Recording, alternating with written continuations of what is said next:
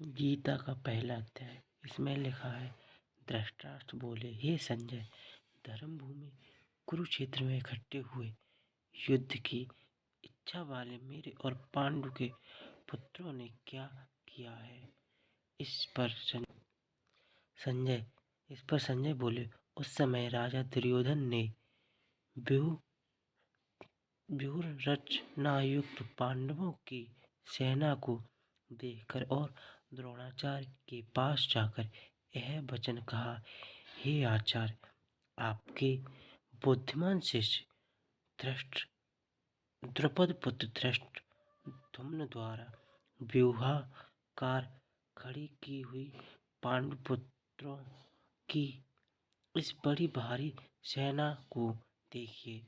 इस सेना में बड़े बड़े धनुषों वाले युद्ध में भीम और अर्जुन के समान बहुत से शूरवीर हैं, जैसे सात्यकी और विराट तथा महारथी राजा द्रुपद और धृष्टकेतु, चेकितान तथा बलवान काशीराज पुरजित, कुंतीभोज और मनुष्यों में श्रेष्ठ सभ्य और पराक्रमी युद्धामन्यु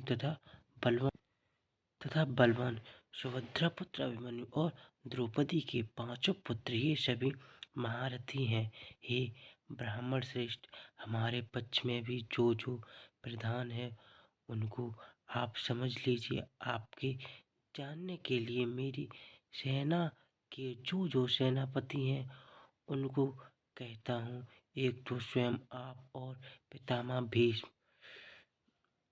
तथा कर्ण और संग्राम विजयी कृपाचार्य तथा वैसे ही अश्वत्थामा, विकर्ण और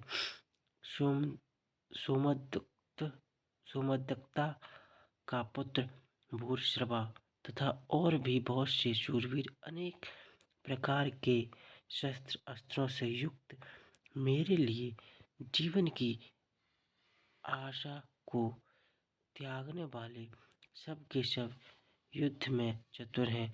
भीष्म पितामह द्वारा रचित हमारी वह सेना सब प्रकार से अजेय है और भीष्म द्वारा रचित इन लोगों की यह सेना जीतने में सुगम है।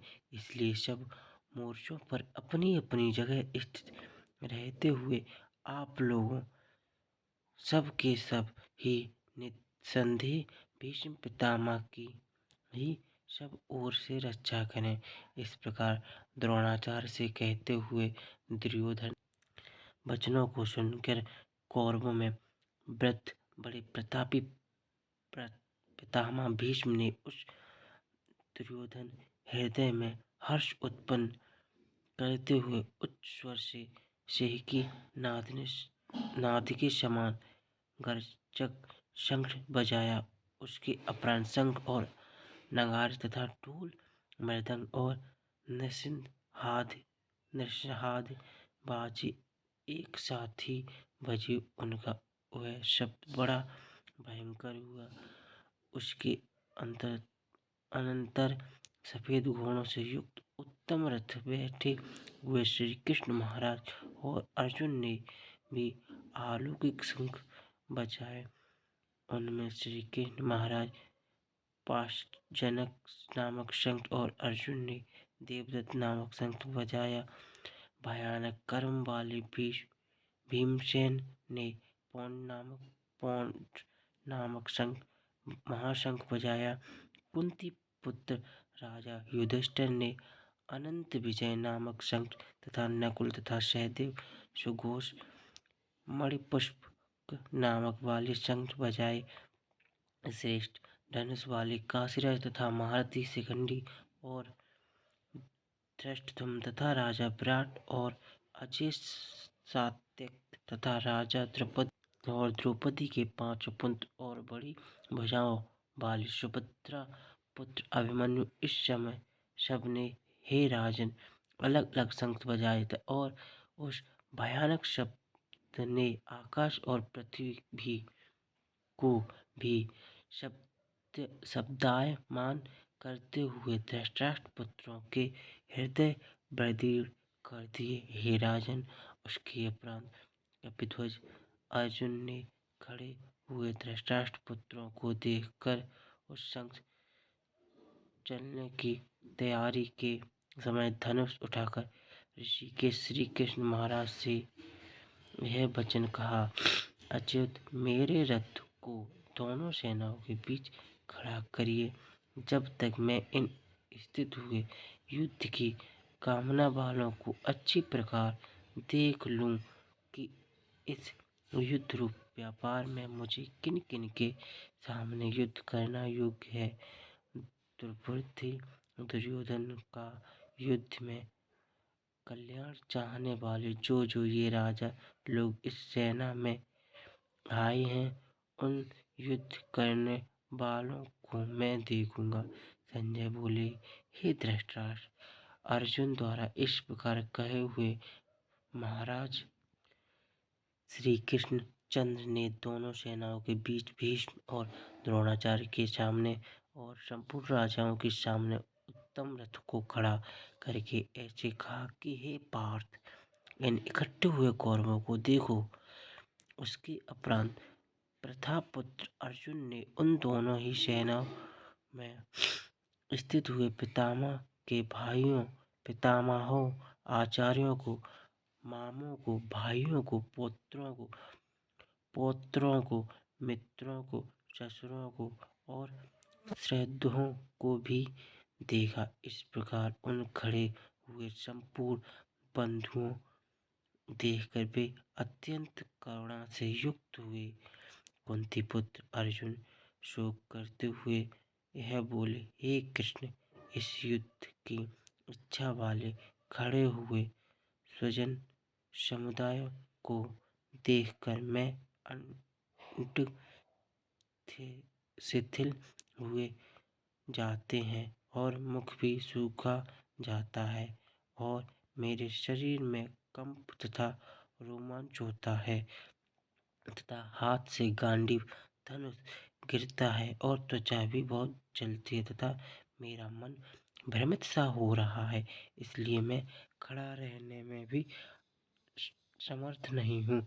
हे लक्षणों भी विपरीत ही देखता हूँ तथा युद्ध में अपने कुल को मारकर कल्याण भी नहीं देखता। हे कृष्ण, मैं विजय नहीं चाहता और राज तथा सुखों को भी नहीं चाहता। हे गोविंद, हमें राज्य से क्या प्रयोजन है अथवा भोगों और जीवन भी क्या प्रयोजन है, क्योंकि हमें जिनके लिए राज भोग और सुखादिक इच्छित है,